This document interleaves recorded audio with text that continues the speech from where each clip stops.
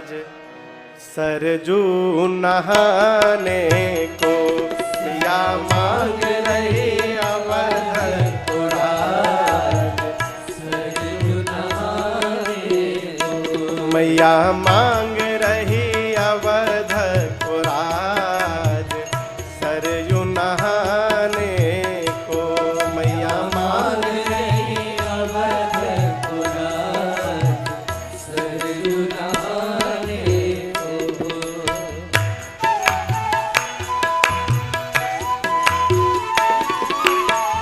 रानी कौशल्या जैसी सास सिया मांगे। रानी कौशल्या जैसी सास सिया मांगे। रानी कौशल्या जैसी सास सिया मांगे। रानी कौशल्या जैसी सास सिया मांगे। ससुर चक्रवर्ती महाराज। सरजू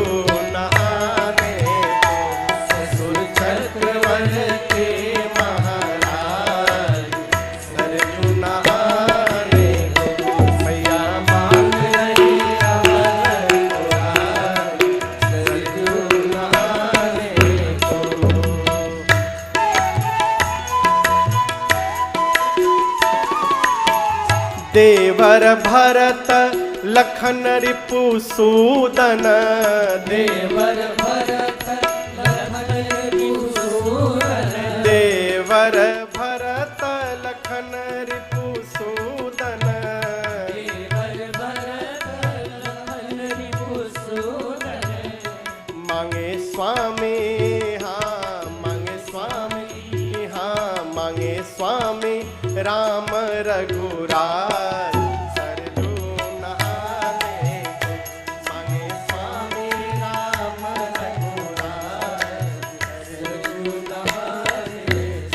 मैया मांग रही अवधपुराज।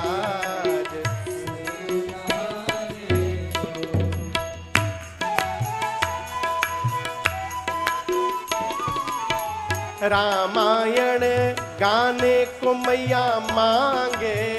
रामायण गाने को मैया मांगे। रामायण गाने को मैया मांगे। और मांगे तुलसी से हाँ मांगे तुलसी से हाँ मांगे तुलसी से संत समाज। सरजू नहाने मांगे तुलसी से संत समाज। सरजू नहाने मैया मांग रही अवधपुराज। सरजू नहाने मैया मांग रही सरजू सरजू सरजू। सीता मैया मंदिर में गई, पार्वती जी की पूजा की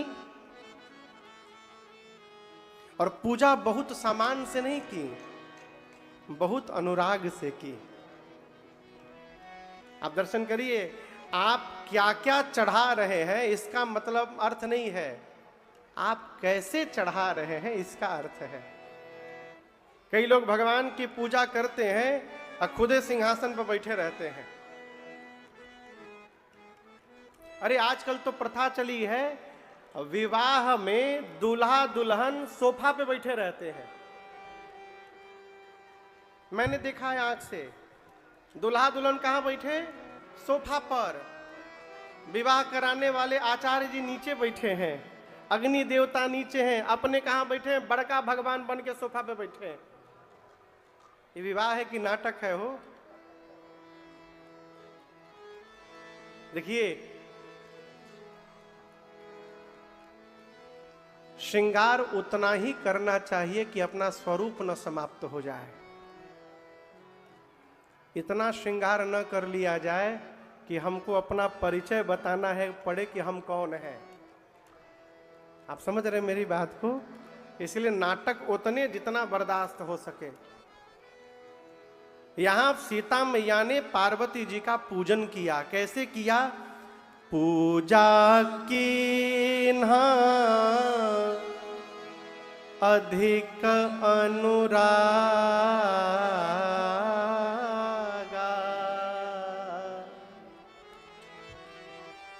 निज अनुरूप एक सुभग बर मांगा, निज अनुरूप। पार्वती मैया से सीता जी ने पूजन करके अपने लिए एक सुंदर दूल्हा मांगा। क्या मांगा? सुंदर वर मांगा। मां, मैं जैसी हूं मेरे लायक एक सुंदर वर हमको दे दीजिए। सीता मैया की कितनी सखियां हैं? 8। 8 सखी में से एक सखी पूजा छोड़ के बगीचा घूमने चली गई। कौन सखी? चतुर सखी। चतुर आदमी जो होगा ना, आप लोग आए हैं, आप में से जो चतुर आदमी होगा वो आप लोग को यहाँ पंडाल में बैठा करके अपने जाकर के बाहर समोसा खा रहा होगा। आई पूजा करने, सरकार पूजा छोड़ के चली गई बगीचा घूमने। अब बगीचा घूमते घूमते उस सखी ने राम लक्ष्मण जी को पुष्पदल लेते देख लिया। जैसे भगवान दिखाई पड़े बावली हो गई, दौड़ कर आई मंदिर में। सखियां पूछी, अरे क्या हो गया तुमको? बोली, कल जो नगर में आए थे वही दोनों बगीचा में आ गए हैं आज। कल तो हम लोग ऊपर थे, वो नीचे थे, ठीक से देख नहीं पाए। आज बिल्कुल आमने सामने भेटा गए हैं और दूसरा कोई है भी नहीं। एक सखी पूछी, क्या करने आए हैं यहाँ पर? अच्छा आप बताइए, राम जी क्या करने गए थे? पुष्प लेने। उस सखी ने पुष्प उतारते देखा भी था, लेकिन कितनी चतुर है, सोचती है यदि मैं सही बता दूं कि पुष्प लेने आए हैं तो इससे राम जी की महिमा उतर जाएगी, गिर जाएगी। क्यों गिर जाएगी? चक्रवर्ती सम्राट के बेटे होकर के सेवक का काम कर रहे हैं। द्विवेदी जी आप बताइए, राम जी की महिमा गिरानी है कि बढ़ानी है? तो सही बोलने पर तो गिर जाएगी, तो झूठ बोलो। वो सखी झूठ बोल दी। पूछा गया पुष्प लेने आए हैं क्या? बोली नहीं। देखन बाग कुंवर दो आए। दोनों बच्चे भाई क्या करने आए हैं? बगीचा देखने के लिए आए हैं। एक सखी ने पूछा कैसे दिखाई दे रहे हैं? बोली, बय किशोर सब भांति सुहाए। बहुत कम उम्र है अभी। सखियां बोली बहुत सुंदर है। और बताओ? बोली बहुत सुंदर है। क्या बात? और बताओ? एक सांवले हैं, गोरे हैं। अरे क्या बात है? और बताओ? बोली इसके आगे नहीं बताऊंगी। सखियां बोली क्यों नहीं बताओगी? तुम झूठ बोल रही हो, तुम देखी नहीं हो। तुम जितना बता रही हो कि कम उम्र है, बड़े सुंदर हैं, सांवले गोरे हैं, इतना हम लोगों ने कल ही देख लिया था नगर भ्रमण में। तुम देखी होती तो बताती किस रंग का टोपी लगाए हैं, कैसा पटका लगाए हैं, कैसी धोती पहने हैं। तुम देखी नहीं हो। वो सखी बोली मैं देखी हूं। बता क्यों नहीं रही हो? बोली नहीं बता पाऊंगी। क्यों नहीं बता पाओगी? कहती है देखा किसने है? आंख ने। कौन देखता है शरीर में? आंख। देखा है आंख ने। जिस आंख ने देखा है उस आंख के पास जिह्वा नहीं है कि वो बोल सके। अब बताना किसको है? जिह्वा को। जिस जिह्वा को बताना है उसके पास आंख नहीं है कि उसने देखा हो। देखा है आंख ने, बताना है जिह्वा को। देखा मैया के लिए आज उतनी प्रिय नहीं है जितनी ये प्रिय है। कारण ये है, मां जानती है कि इस सखी के पीछे पीछे यदि चलूंगी तो आज मुझे भी प्रभु का दर्शन प्राप्त हो जाएगा, इसलिए ये प्रिय सखी है। एक कथा कहती है जिसके पीछे चलने से हमको भगवत प्राप्ति हो सकती है, हमारे लिए उससे प्रिय जगत में दूसरा कोई नहीं हो सकता है। वो हमारा सबसे प्रिय है। मां उस सखी को आगे करके चली। सखी ने जाकर एक लता की ओट में आकर के और लता को हटाकर सीता मैया को राम जी का दर्शन कराया है। और गोस्वामी जी कहते हैं जैसे मां ने भगवान को देखा,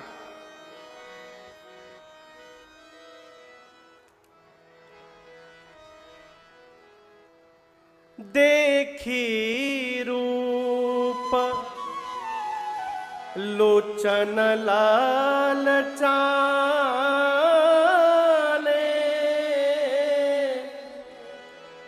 हर से जनु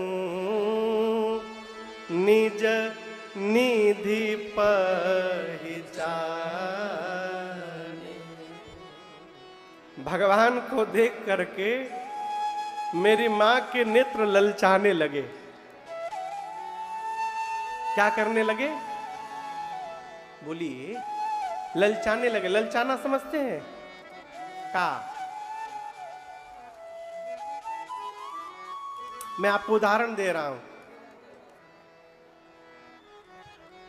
जैसे मान लीजिए किसी को गुलाब जामुन से बड़ा प्रेम हो, गरम गरम गुलाब जामुन आए है, इतना सॉफ्ट गुलाब जामुन कि चम्मच उसके ऊपर रखिए तो चम्मच अपने आप भीतर चला जाए, इतना इतना सॉफ्ट गुलाब जामुन। और जिसको गुलाब जामुन बहुत प्रिय है, वो सवेरे सवेरे शुगर का जांच कराया तो पता चला 400 डायबिटीज है उसको, 400 शुगर हो गया है।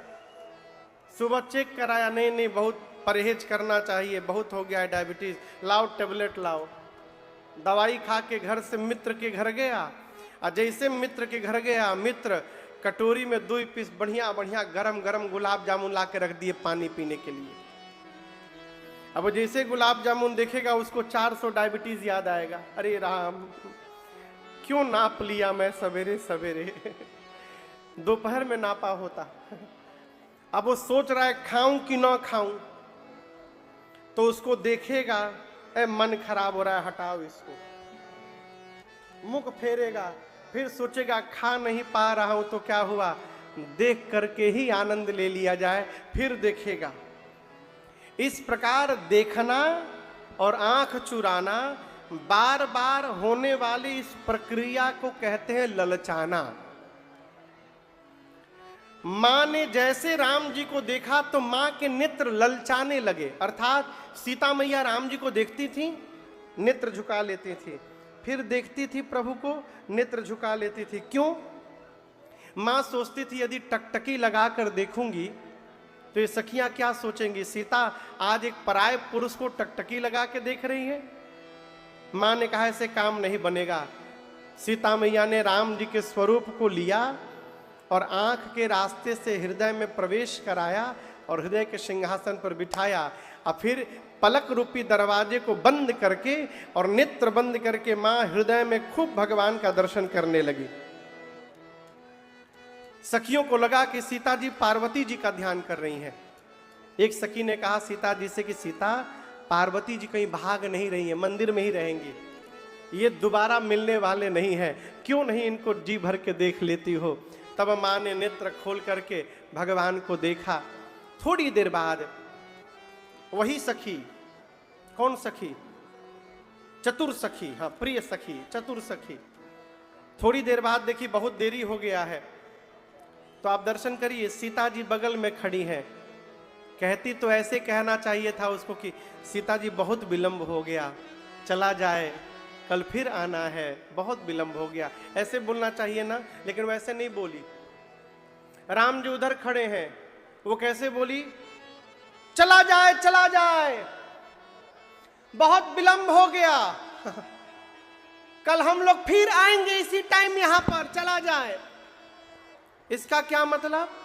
वो बोल रही थी सीता जी को, लेकिन सुना रही थी राम जी को कि कल हम लोग फिर इसी टाइम यहां पर आने वाले हैं, तो आप भी अपना टाइम मैनेजमेंट उसी प्रकार से रखिएगा, आप भी कल आइएगा, फिर से आपका दर्शन प्राप्त होगा हम लोगों को। मंदिर लेकर गई सीता जी को, पार्वती जी के मंदिर, और पार्वती मैया के मंदिर जाते सीता मैया स्तुति करने लगी, जय जय गिरिवर राज किशोरी, जय जय गिरिवर राज किशोरी। जय महेश मुख चंद चकोरे, जय महेश मुख चंद चकोरे, जय गज बदन खड़ानन माता,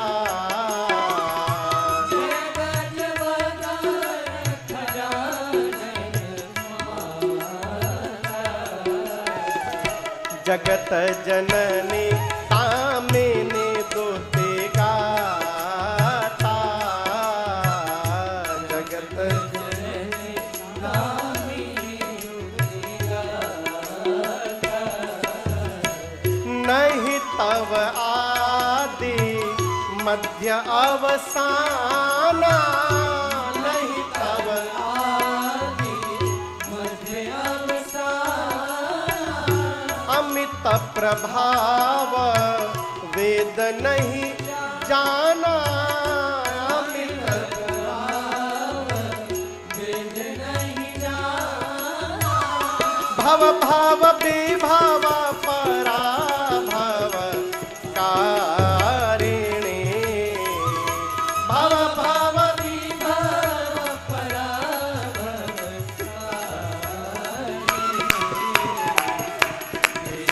विमोहनि समस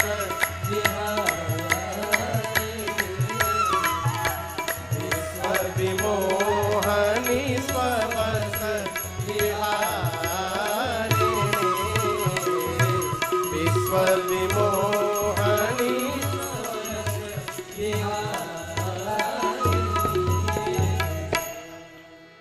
सीता मैया जाकर पार्वती जी से बोली, हे गिरिराज पुत्री आपकी जय जयकार हो, हे शिव जी की प्रिया आपकी जय जयकार हो, हे गणपति जी और कार्तिकेय जी की अम्बा आपकी जय जयकार हो। माँ आप जगदम्बा हैं, आप जगत की माँ हैं, आपके न प्रारंभ का पता है मैया, न मध्य का न अंत का, आपके अमित प्रभाव को सरस्वती शेष भी नहीं जानते। माँ संसार में जितनी स्त्रियां हैं पातिव्रत धर्म में निपुण, उन सभी स्त्रियों में आपका स्थान प्रथम आता है। माँ माँ आप वर देने वाली हैं, आप सबके हृदय में रहती हैं, इसलिए आप सबके हृदय की बात ठीक से जानती हैं। हे भवानी जी आप सीता के भी हृदय में हैं, इसलिए मैं आपसे कहूंगी नहीं, आप जो मेरे मन की बात जानती हैं बिना कहे उसको पूरा कर दीजिए। इस पूरी स्तुति में जो सबसे अद्भुत विषय है, मोरा मनोरथ जानहु नीके,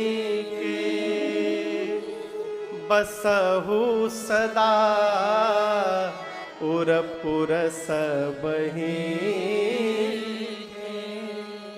भगवान सब जानते हैं संजीव भैया, भगवान सब जानते हैं, हम नहीं जानते हैं कि सब जानते हैं। और याद रखिएगा जिस दिन ये विश्वास जग गया कि भगवान सब जानते हैं, उस दिन से भगवान से मांगना समाप्त हो जाएगा। मांग करके हम अपना नुकसान करते हैं। हर व्यक्ति की अपनी क्षमता होती है मांगने की, और हर व्यक्ति की अपनी क्षमता होती है देने की। जब हम मांगेंगे हम अपनी क्षमता से मांगेंगे, और जब भगवान हमको देंगे तो भगवान अपनी क्षमता से हमको प्रदान करेंगे। इसलिए मांगा न जाए। सीता मैया इतना बोल के अब पार्वती जी के पांव को पकड़ के बैठ गए नीचे। अब यहां दर्शन करिए, पार्वती मैया है ना, इनके चरण को पकड़ के सीता मैया नीचे बैठ गई। और सीता जी की इस विनय निवेदन को सुनकर पार्वती जी की मूर्ति मुस्कुरा उठी। कौन मुस्कुरा गया? मूर्ति। लोग कहते हैं महाराज कहीं मूर्ति मुस्कुराती है? आज भी मुस्कुराती है। देखना कौन चाहता है? कहिएगा। सरकार पता नहीं आपको बताया कि नहीं बताया, मेरे पूज्य बाबूजी के एक मित्र हैं, पिताजी तो मेरे नहीं रहे अभी, लेकिन वो अभी हैं। शरीर से बंगाली हैं, नाम है केजी गोस्वामी। आज भी हैं वो, शादी उदी नहीं किए हैं, बाल ब्रह्मचारी हैं। जीवन में आज तक कभी पांव में जूता चप्पल नहीं पहना उन्होंने। कस्टम में अकाउंटेंट ऑफिसर थे, अधिकारी थे, उससे रिटायर्ड हैं। ऑफिस भी जाते थे तो नंगे पांव जाते थे। लेकिन आपको सुनकर आश्चर्य लगेगा, उनके पास एक काली जी की मूर्ति है, काली माँ की मूर्ति नहीं, फोटो, इतनी बड़ी फोटो है। इन सभी लोगों ने दर्शन किया है, आप देखे हो? हाँ। फोटो में देखे होंगे। हाँ। आप तो सही में देखे हो, आप लोग कथा में। इतनी बड़ी फोटो है, बहुत पुरानी फोटो है काली माँ की। उसी फोटो को वो फ्रॉक पहना के कपड़ा का रखते हैं और चेहरे के पास गोल कटा रहता है। अब मैं बोलूंगा तो आपको विश्वास नहीं होगा, वो काली माँ से साक्षात बात करते हैं, प्रत्यक्ष बात करते हैं। वो मेरे पिताजी को मिले जब पिताजी मेरे गोमुख से गंगा जल लेकर पैदल कांवड़ पर अकेले जगन्नाथपुरी जा रहे थे। पिताजी मेरे गोमुख से गंगा जल लेकर 12 ज्योतिर्लिंग पर जलाभिषेक किए हैं, पैदल 80 के दशक में। तो जब पिताजी गोमुख से रामेश्वरम जा रहे थे, जगन्नाथपुरी जा रहे थे, उस समय वो गोमुख से रामेश्वरम जा रहे थे। तो रास्ते में एक जगह पिताजी को कांवड़ दिखाई पड़ा वृक्ष के नीचे, और कांवड़ पर बंगाली में लिखा हुआ था। तो पिताजी समझ गए कलकत्ता के हैं। पिताजी बैठ गए। वो जब सो के जगे तो परिचय हुआ। वहां से लोग साथ में चलने लगे। बरेली के आसपास की घटना, यूपी बरेली के आसपास की। तो वो चलते चलते अचानक पिताजी से बोले कि तिवारी, मां बोलचे आमी हॉर्लिक्स खाबो। बंगाली में बोले कि मां बोल रही है हॉर्लिक्स खाना है। हॉर्लिक्स बंगाली में पीना नहीं होता है ना, वहां सब कुछ खाना होता है। चा खाबो, जल खाबो, दूध खाबो। तो बोले कि मां बोल रही है हॉर्लिक्स पीना है। अब पिताजी बोले मां बोली है, हमको तो सुनाई नहीं दिया मां बोली है। चलिए हॉर्लिक्स खरीदाया, गिलास में हॉर्लिक्स घोल के वो मां को पिला रहे हैं। झगड़ा कर रहे हैं, नहीं नहीं ज्यादा नहीं पिलाऊंगा, पेट खराब हो जाएगा तुम्हारा, एक गिलास से ज्यादा नहीं पिलाऊंगा। ऐसे बोल रहे हैं, डांट रहे हैं, पिला रहे हैं। पिताजी भी पिए। पिताजी पहली बार जीवन में देखे थे वो। फिर चले, थोड़ी दूर बाद बोलते हैं तिवारी मां बोलचे बिस्किट खाबो। आगे बोलते हैं मां बोलचे नोतुन कापड़ चाहिए। मां बोल रही है नया कपड़ा चाहिए, ये खाएंगे वो खाएंगे। पिताजी को लगा मन में कि इनका मन करता है खाने का, और झूठे मां बोलचे मां बोलचे, मां का नाम लगा के अपने खा रहे हैं, मां बोलचे। ये पिताजी के मन में आया, जीव का स्वभाव। पिताजी बोले बाबू 2-3 दिन बाद हम लोग रात्रि में एक जगह सोए। तो पिताजी मेरे 3 बजे भोर में उठे, स्नान ध्यान करके, पूरा रूट मैप था। तो गोस्वामी जी से बोले गोस्वामी जी चला जाए। तो बोले नहीं नहीं मैं थोड़ी देर अभी थोड़ा और सोना चाहता हूं। पिताजी बोले ठीक है मैं चलता हूं, इतने किलोमीटर बाद दोपहर में विश्राम किया जाएगा, वहीं भोजन प्रसादी की व्यवस्था करता हूं मैं। तब तक गोस्वामी जी उठ गए, बोले अच्छा रुको मैं भी चलता हूं। तो जैसे गोस्वामी जी उठे, पिताजी को आवाज सुनाई दी केवल पहली बार। क्या आवाज निकला? बंगाली में आवाज आया, घूमे पर खतरा आचे। घूमे पर मने सो जाओ, अभी खतरा है, मत जाओ आगे। अब पिताजी का तो पूरा शरीर सुन्न हो गया। गोस्वामी जी बोले तिवारी मां बोल रही है कि आगे खतरा है, तुम भी मत जाओ आज। इतना बोल के वो सो गए। अब पिताजी तो बैठ गए स्तब्ध होके वहीं पर। अब बाबूजी बताए बाबू आधी घंटा नहीं बीता होगा, उसके बाद वो तूफान आया वहां पर, और वो बारिश कि हम लोग 4 दिन वहीं फंसे रह गए, आगे नहीं बढ़ पाए। उसके बाद वो जब बोलते थे तिवारी मां बोलचे ये खाबो, हम बोलते थे तुरंत खिलाइए, देरी ना करिए। मुझे कई अनुभूतियां उनके साथ हुई हैं, इन सब ने दर्शन किया है। कलकत्ता में ये जो विकास जी बैठे हैं ना, हाथ ऊपर उठाइए, ये दूसरे नंबर पर विकास जी जो बैठे हैं, ये कलकत्ता ही रहते हैं। तो पहले ये सीडी के स्टॉल पर बैठते थे, यहाँ मंच पे नहीं बैठते थे। मानस जी जब बहुत याद हो गया तो कहा बाबू आप भी इधर ही आके बैठो।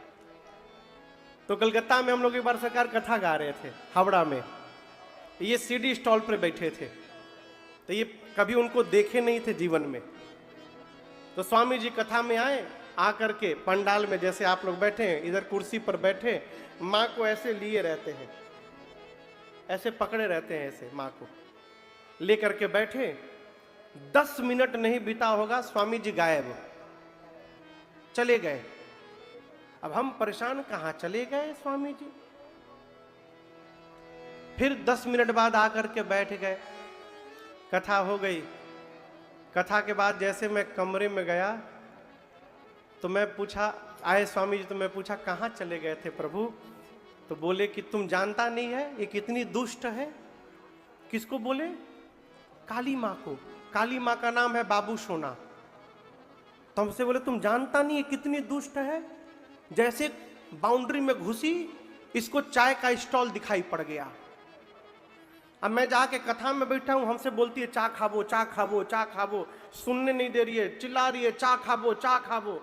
मैं परेशान होकर इसको चाय पिलाने लेके चला गया। स्वामी जी मिल के गए, तब तक ई आए कमरे में। ई आए तो इनका पूरा शरीर कांप रहा है, थर थर थर थर। हम लोग क्या हो गया हो? बोले महाराज जी, वो जो महाराज जी आए थे ना स्वामी जी, वो फोटो को चाय पिला रहे थे, फोटो को, काली माँ का फोटो को चाय पिला रहे थे, झगड़ा कर रहे थे। यही चाय दिए भी थे लेकर के। तो हम तो पहले जान गए थे, हमने ठीक है जाइए। वो स्वामी जी की उनके बातचीत चलती रहती है। ऐसी अनुभूति आज भी होती है। भगवान आज भी हंसते हैं, भगवान आज भी बोलते हैं। प्रश्न ये नहीं है भगवान बोलते हैं कि नहीं बोलते, प्रश्न ये है भगवान को सुनना कौन चाहता है। आपको आश्चर्य होगा, महापुरुष में भारत में स्वामी विवेकानंद जी, कौन कौन जानता है स्वामी विवेकानंद जी को? उनके गुरु जी को कौन कौन जानता है? उनके गुरु जी हुए स्वामी रामकृष्ण परमहंस जी। हमारे कलकत्ता में गंगा जी के किनारे श्री दक्षिणेश्वरी काली जी का मंदिर है। आज भी मंदिर है वो, उसमें वही काली जी का विग्रह है। संजीव भैया, आपको आश्चर्य लगेगा, स्वामी रामकृष्ण जी मंदिर में पुजारी थे।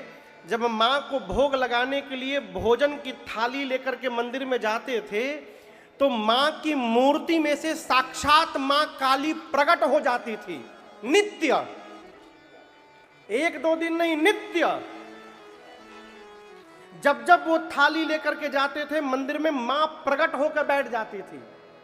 और स्वामी जी अपने हाथ से निवाला तोड़ तोड़ के मां काली के मुख में भोजन कराया करते थे। इसी कलयुग की घटना है। मुश्किल से 125 साल पहले की घटना है। कहो 125 साल, 130-40 साल, इससे ज्यादा की घटना नहीं है। भगवान आज भी देखते हैं, भगवान आज भी बोलते हैं। सीता मैया के प्रेम को देखकर पार्वती जी की मूर्ति मुस्कुरा उठी, और गले में जो माला पहने आए था सीता जी ने, वो माला खसी खसी माल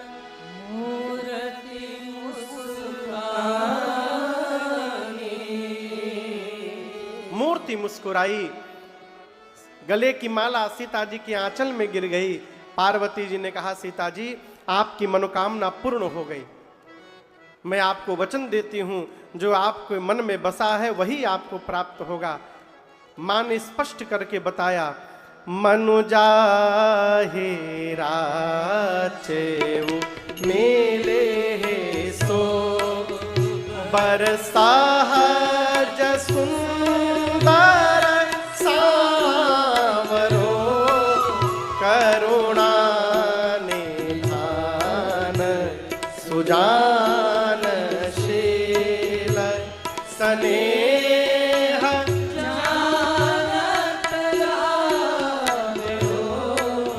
एहि भांति गौरी असीस सुनि सिय सहित हिया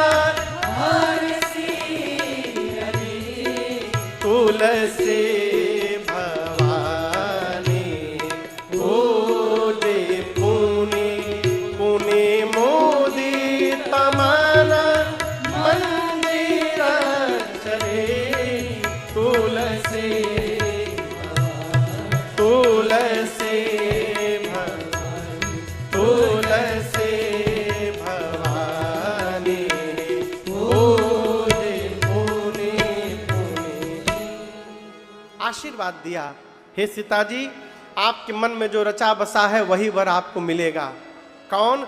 जो सहज सुंदर सांवले हैं वो मिलेंगे, करुणा के भंडार हैं, सज्जन हैं, शीलवान हैं, आपके प्रेम को भली भांति जानते हैं। सीता मैया प्रसन्न हो गई, बारंबार पार्वती जी की पूजा करके वापस माता जी के पास घर गई।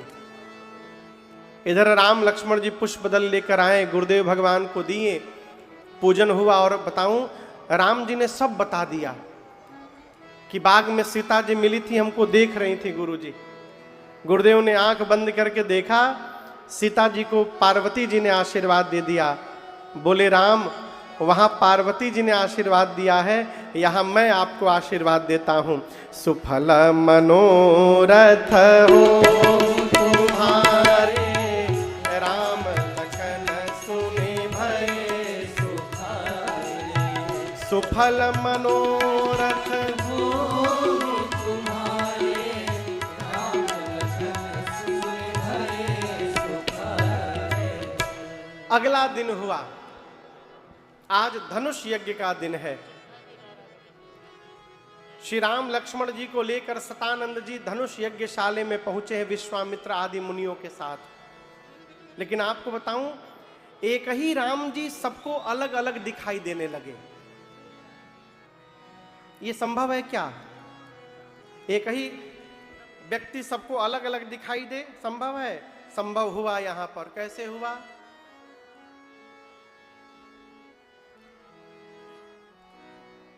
दिखाई दे रहा है? किस रंग का है? जोर से बोलिए। सफेद।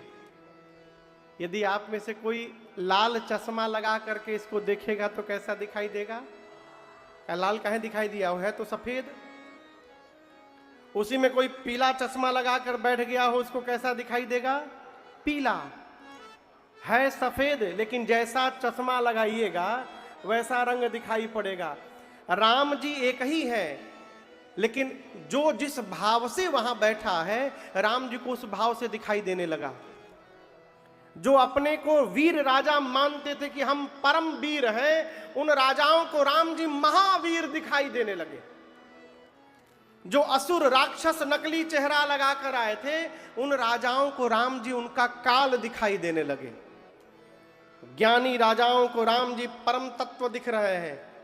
जो वहां भगत राजा थे, उनको राम जी उनके भगवान दिखाई दे रहे हैं। गोस्वामी जी बोले, किसकी बात करूं? जिनकी रही भावना जैसी, प्रभु मूर्ति तिन देखी। सभी लोगों ने अपनी अपनी भावना के अनुरूप भगवान का दर्शन किया है। जनक जी महाराज विश्वामित्र जी को पूरे धनुष यज्ञशाले का दर्शन कराएं। विश्वामित्र जी ने इतनी प्रशंसा कर दी उनकी, अद्भुत महाराज, अद्भुत बनाया आपने, इतनी प्रशंसा कर दी। जनक जी बोले, बाबा जी को सबसे ऊपर बिठाया जाए, सबसे बड़े आसन पर। सब मंचनते मंचैक सुंदर विशद विशाल, मुनि समेत दो बंधु तहां बैठा रे महिपाल। वहां दर्शन करिए, सरकार के अगल बगल में दूठे बालक जैसे बैठे हैं, दिखाई दे रहा है। उसी प्रकार मंच पर विश्वामित्र जी विराजमान हुए और उनकी दाहिनी ओर राम जी बैठे, बाईं ओर लक्ष्मण जी बैठ गए सबसे ऊपर आसन पर। जनक जी ने आदेश दिया तो सीता मैया अपनी सखियों के साथ आई। मां के हाथ में जयमाल है। मां के सौंदर्य का दर्शन करके जितने नर नारी थे सब मोहित हो गए। सीता जी जाकर अपने मां के निकट खड़ी हो गई। अब जनक जी महाराज ने अपने बंदी जनों को आदेश दिया है कि सभा के मध्य में मेरा प्रण सुनाया जाए। बंदी जन बीच सभा में जाकर खड़े हो गए और दोनों भुजाओं को ऊपर उठाकर बोले, बोले बंदी बचन बर सोना हो सकाला महे पार, प्रण विदेह कर कहाँ ही हम भुजा उठाए विशाल। बंदी जनों ने कहा, सभी राजा ध्यान से सुनिएगा, हम अपने महाराज श्री जनक जी का प्रण सुनाने जा रहे हैं। आप जितने राजा इस सभा में बैठे हैं, आप समस्त राजाओं के भुजाओं का बल चंद्रमा के समान यदि है तो शंकर के पिनाक को राहु समझिएगा, राहु है ये। ध्यान से देखिए, ये वही धनुष है जिसको रावण और बाणासुर स्पर्श भी नहीं कर पाए। ये वही धनुष है जिसकी कठोरता पूरा विश्व जानता है। आज इस भरे समाज में आप में से जो भी राजा आकर यहाँ पर इस धनुष को उठाकर झुकाकर इसकी प्रशंसा चढ़ाकर इसको तोड़ेगा, त्रैलोक्य में उस राजा की कीर्ति फैलेगी। और हम कहते हैं, धनुष टूटने के बाद सीता जी बिना कुछ विचार किए उस वीर का वरण कर लेंगी। यही हमारे महाराज जनक की प्रतिज्ञा है। जैसे बंदी जनों ने प्रण सुनाया, एक साथ 1,500-2 हजार राजा खड़े हो गए, हम तोड़ेंगे हम तोड़ेंगे। बंदी जन कर बोले, सब बैठिए बैठिए सब लोग, ये कौन से बात है। सब खड़े हो गए, बारी बारी आइए, सबको अवसर मिलेगा। एक एक करके सबसे पहले आसन पर जो राजा बैठे थे उनसे कहा गया, चलिए आप तोड़िए। गोस्वामी जी लिखते हैं, जैसे आदेश मिला परिकर बांधी उठे, राजा सरकार खड़े भय और सबसे पहले अपन धोती ठीक से टाइट किए। कहीं दम लगेला में धोतिये न खुली जाए। कपड़ा टाइट किए, मुकुट को व्यवस्थित किए, जाने के पहले थोड़ा वार्म अप किए, व्यायाम किए और मन ही मन अपने इष्ट को प्रणाम किए। कहे, प्रभु आई एम गोइंग देयर, प्रभु जा रहा हूं, प्रभु कृपा करिए हमसे ही टूट जाए आज। अब उस सभा में कम से कम 10,000 राजा थे। कितने राजा? 10,000। जब एक राजा अपने भगवान से निवेदन किया, प्रभु हमसे टूट जाए, तो जो 9,999 राजा बैठे थे तुरंत अपने भगवान से बोले, प्रभु बचाइएगा, इससे न टूटने पाए, प्रभु बचाइएगा। अब कहां एक राजा, कहां हजारों राजा।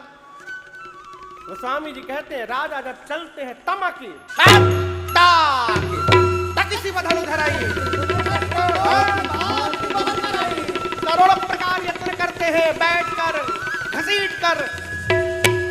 जब धनुष किसी प्रकार अपने स्थान से नहीं हिला, अंत में राजा धनुष को छोड़कर अपना सिर नीचे झुकाकर वापस जाने लगे। अब दूसरा राजा चला है। वो राजा तो इतना गदगद है कि इनसे नहीं टूटा, अब हम तोड़ देंगे, पूरा व्यायाम करके मैं तोड़ के दिखाऊंगा। तो जो राजा वापस जा रहे थे, वो राजा उस राजा को आते देखे, मैं तोड़ूंगा। वो राजा मन में बोले, हाँ हाँ जा जा जा जा,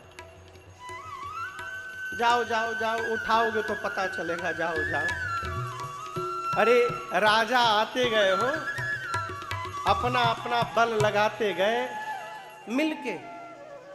एक ने कहा मिलके तोड़ दिया जाएगा तो विवाह किसके साथ होगा। एक राजा ने कहा पहले समस्या समाप्त होने दिया जाए, उसके बाद टूटने के बाद हम आपस में लड़ लेंगे और जो विजेता होगा विवाह हो जाएगा। राजा बोले स्वीकार है।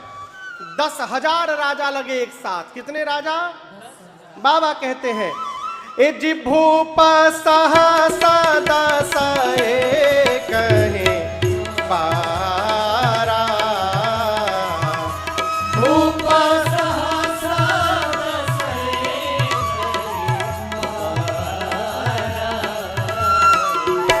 लगे उठावन करे नटारा,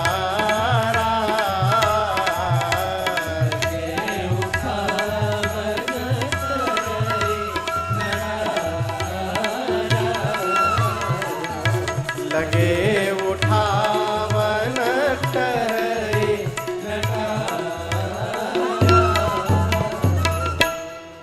1000 राजा लगे, परंतु उसके बाद भी धनुष अपने स्थान से तिलमात्र नहीं खिसका। सभी राजा धनुष के हाथों अपनी कीर्ति वीरता गंवा करके और अपने अपने आसन पर जाकर सिर झुका करके बैठ गए। ये दृश्य देखते जनक जी महाराज क्रोध में आ गए। खड़े हो गए जनक जी, राजाओं से बोले, दीप दीप से आए राजा महाराजा। कोई भी राजा ये नहीं बोल सकता है कि उनको मैंने यहां निमंत्रण देकर बुलाया है। आप समस्त राजा मेरा प्रण सुन सुन कर आए हैं, और ये ना समझिए मैं किसी को पहचान नहीं रहा हूं। मैं सबको जानता हूं कौन कौन बैठा है यहां पर। इस सभा में देवता वेश बदल करके विद्यमान है, दैत्य बैठे हुए हैं, पाताल के नाग भी रूप बदल करके यहां बैठे हैं, मनुष्य बैठे हुए हैं।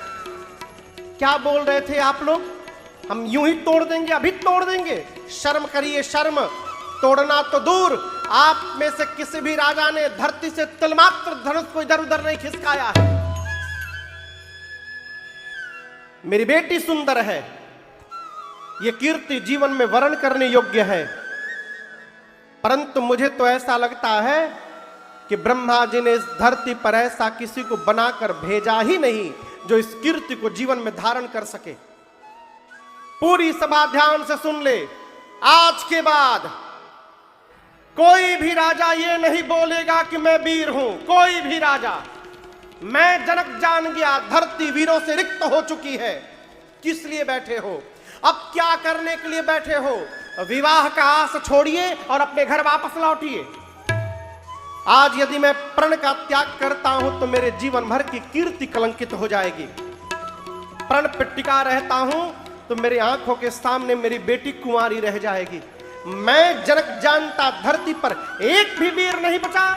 पूरी सभा के सामने कहता हूं, ऐसी प्रतिज्ञा करके जगत में अपना उपहास कदापि नहीं होने देता। जनक जी ने जब पहली बार ये ललकारा ना कि आज के बाद अपने को कोई वीर नहीं बोलेगा, इतना सुनते लक्ष्मण जी तिलमिला उठे। राम जी गुरु जी के दूसरी तरफ बैठे हैं, बार बार लक्ष्मण जी भैया भैया। राम जी लक्ष्मण जी को शांत किए, शांत रहो, कुछ नहीं बोलना है, शांत रहो। पहली बार तो राम जी ने शांत करा दिया, परंतु जब दूसरी बार जनक जी ने वीरत्व को ललकार दिया, जाऊं जनते बिनु भट भूमि भाई, तब पन करी होते नहासाई। दूसरी बार लक्ष्मण जी सुने तो राम जी की ओर देखबे नहीं किए, कूद पड़े। गोस्वामी जी कहते माखई लखन। लक्ष्मण जी की भाव है टंगे, नेत्र से मानो अंगार बरसने लगा, होठ फड़फड़ाने लगे। लक्ष्मण जी कूद पड़े, राम जी को प्रणाम करके बोले भैया क्षमा करिएगा। जिस सभा में रघुवंश का एक छोटा सा बालक पहुंच जाए, इस धरती पर किसी की औकात नहीं बोल दे, एक धरती पर वीर नहीं बचा। आपके रहते, आप विद्यमान है, आपके रहते जनक ने कैसे बोल दिया? कहे जनक जसी अनुचित बानी, कहे जनक जसी अनुचित बानी, विद्यमान रघुकुल मनि जाने, विद्यमान रघुकुल मनि जाने। सुनहु भानुकुल पंकज भानो, कहो स्वभावन कछु अभिमानो, जाओ तुम्हारी अनुशासन पावो। मैं एक कंदुक युव ब्रह्मांड उठावो, कंदुक युव ब्रह्मांड उठावो। कांचे घट जिम डारो फोड़ी, कांचे घट जिम डारो। मैं सकौ मेरु मोलक जिम तोरे, सकौ मेरु मोलक जिम तोरे। ताऊ प्रताप महिमा भगवाना, एको बापुरु पिनाक पुराना, को बापुरु पिनाक पुराना। नाथ जानियस आयस हो, मैं कौतुक करऊं बिलोकी सो। कमल नाल जिम चाप चढ़ावो, कमल नाल जिम चाप चढ़ावो। जो जन सत प्रमाण लय धावो, जो जन सत प्रमाण लय धावो। जो जन सत प्रमाण लय धावो, जो जन सत प्रमाण लय धावो। तोरऊ छत्रक दंड जिम ताव प्रताप लय, जो न करो प्रभु पद सपथा, कर न धरो धनु भाव।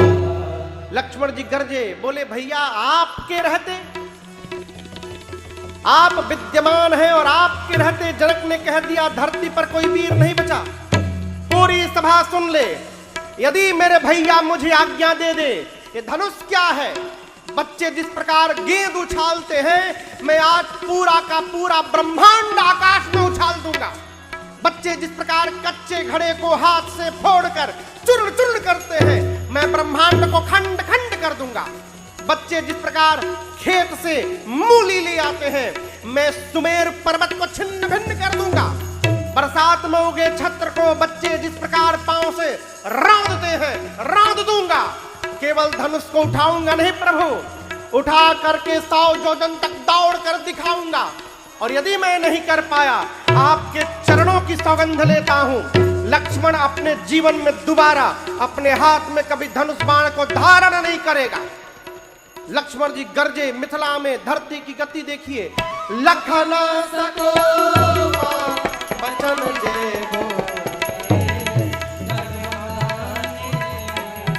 दे गज डोले,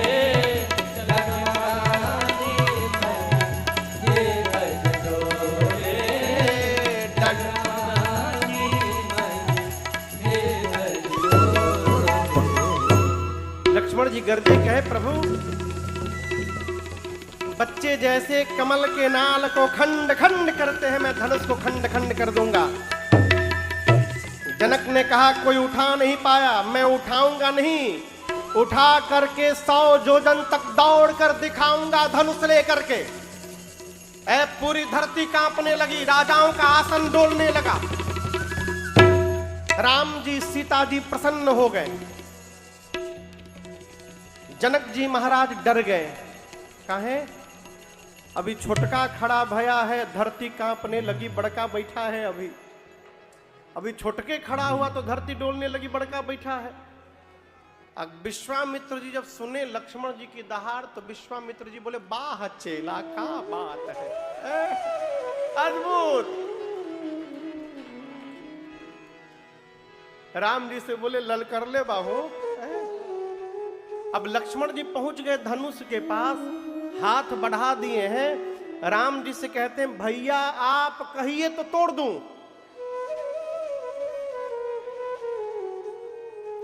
राम जी मन में सोचे तोड़ना हमको है, ये छोटके तैयार है तोड़ने के लिए। विश्वामित्र जी लक्ष्मण जी की भाव भंगिमा देखे तो राम जी से बोले जल्दी बुलाओ, कहीं तोड़ी मत दे, वो जल्दी बुलाओ उसको। लक्ष्मण जी राम जी को देख रहे हैं, इशारा करिए भैया तो तोड़ दूं। राम जी ने इशारा किया लेकिन तोड़ने का नहीं। राम जी देखे बोले इसका मतलब कम हियर, आप अपना काम कर दिए। शयन ही रघुपति लखन निवारे,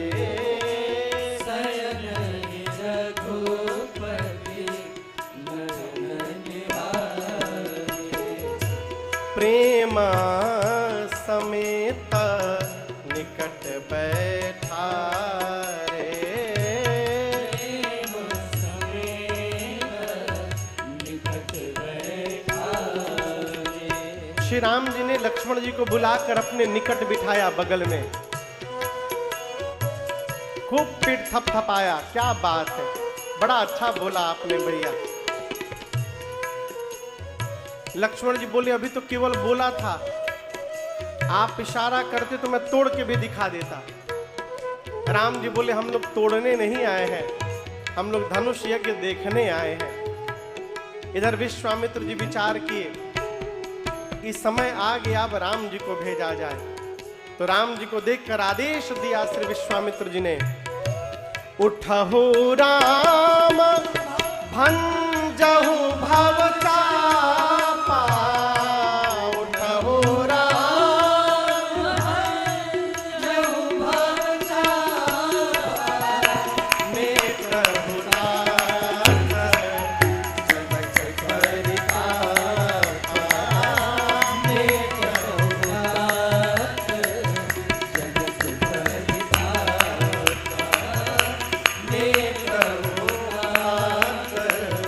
जनक परिताप। जैसे आदेश दिया, राम उठिए और धनुष को तोड़िए मत, भंज दीजिए। भंजना समझते हैं? भंजना मतलब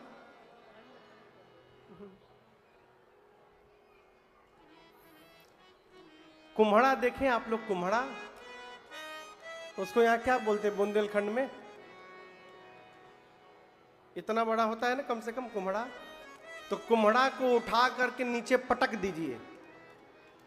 पटकने के बाद जैसे कुम्हड़ा छितरात है, उसको कहते हैं भंजना। जनक जी बोले कि धरती पर कोई वीर नहीं है।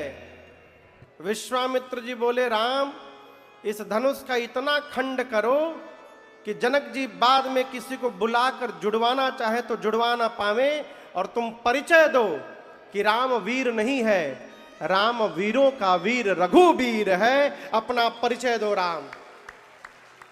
जैसे आदेश मिला, राम जी खड़े हुए और विश्वामित्र जी को प्रणाम करके भगवान चल पड़े धनुष की ओर।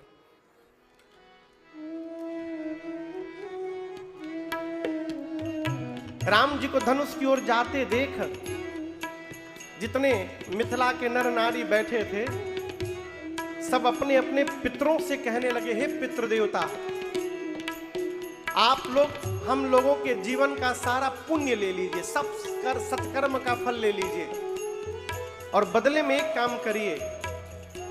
बच्चे जिस प्रकार कमल की नाल को तोड़ देते हैं ना, आज राम जी के हाथों से धनुष तोड़वा दीजिए। हम जीवन में दोबारा कभी कुछ नहीं मांगेंगे आपसे। सीता जी की मां सुनैना जी राम जी को देख करके विह्वल हो गई। कहने लगे, अरे इस सभा में सब तमाशा देखने आए हैं। जिस धनुष को रावण बाणासुर स्पर्श नहीं किया, उसको ये बालक तोड़ने जा रहा है। कोई रोकता क्यों नहीं? बालकों का कार्य नहीं है। उनकी सखी ने कहा, महारानी, जिन राम जी को आप छोटा समझ रही हैं, वही आज बड़ा कार्य करके दिखाने वाले हैं। भरोसा रखिए बस केवल आप।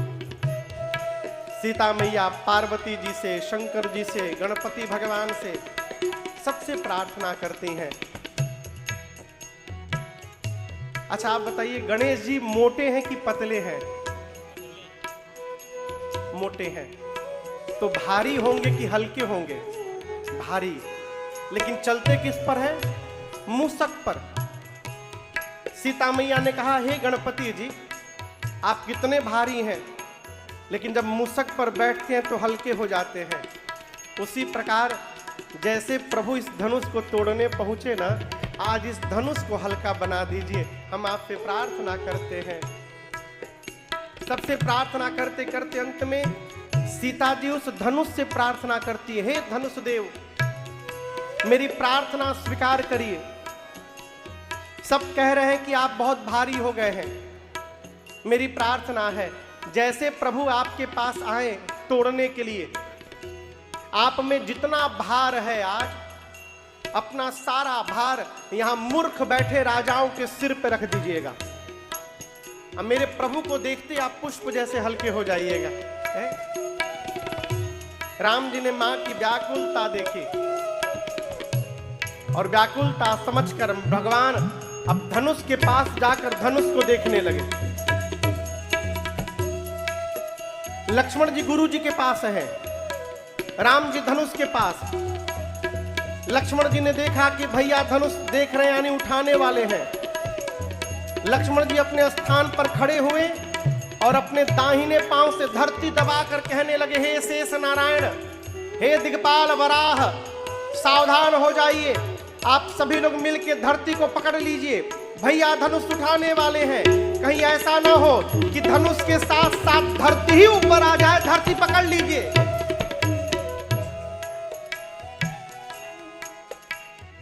राम जी जाकर प्रभु ने धनुष की परिक्रमा लगाई है, धनुष को प्रणाम किया है। किसका धनुष है वो? किसका धनुष है? शंकर भगवान का। तो धनुष के इष्ट भगवान शिव को प्रणाम किया। विश्वामित्र जी को प्रणाम करके आ चुके थे। धनुष के पास जाकर अयोध्या में बैठे गुरुदेव भगवान वशिष्ठ जी को प्रणाम किया, मानसिक प्रणाम। और उसके बाद भगवान ने धनुष के ठीक मध्य भाग में अपना कर रखा और जैसे राम जी ने धनुष लिया है उसी समय बिजली चमकी। क्या चमका? और जितनी देर के लिए बिजली चमकती है उतनी देर में ही ए जी तमके उदामिनी जिमि जबलयो पुनि न बदन मंडल समभयो ले चलावत तेज कटारे ताऊ न लखा देख सब डारे जय चन राम मातरम तोरा भरे भुवन धुनि घोर कठोरा भरे भुवन धुनि घोर कठोरा भरे भुवन धुनि घोर भरे भुवन घोर कठोर रव रति बाज गति मारक चले जिकरहि दिग्गज डोल मैया कोल कुरुम कलमरे सुर असुर पुनीत दिए सकल विकल विचारे गोरंग खंड राम तुलसी जयति वचन उचारे इहा जयति वचन उचारे इहा जयति वचन उचारे। भगवान ने जैसे धनुष लिया बिजली चमकी और जितनी देर के लिए बिजली चमकती है उतनी देर में भगवान ने उठाया झुकाया तोड़ दिया। किसी को दिखाई नहीं पड़ा, केवल आवाज सुनाई पड़ी। आवाज इतनी तीव्र थी, सूर्य नारायण धनुष यज्ञ देखने आए थे, उनके घोड़े आवाज सुनकर भटक कर इधर उधर भागने लगे। पाताल में दिक्पाल कलमला उठे, धरती पर सबने कान बंद कर लिया। ये कैसी ध्वनि आई? गोस्वामी जी कहते हैं राम जी ने शिव जी के पिनाक को खंड खंड कर दिया। बोलिए सियावर रामचंद्र भगवान की पूरी धरती पर हलचल है, लेकिन जिसके कारण हलचल है उसमें कोई हलचल नहीं है। भगवान परम शांत खड़े हैं। अब सतानंद जी ने सीता जी की सखियों को आदेश दिया कि जयमाल के लिए सीता जी को आगे लाइए। सखियां लेकर आई। राम जी बड़े हैं, माँ छोटी हैं, अभी विवाह हुआ नहीं है। हाँ हाँ, अभी 50% हुआ है और आधा घंटा बैठिए, अभी बारात आएगी तब न ब्याह होगा। हाँ।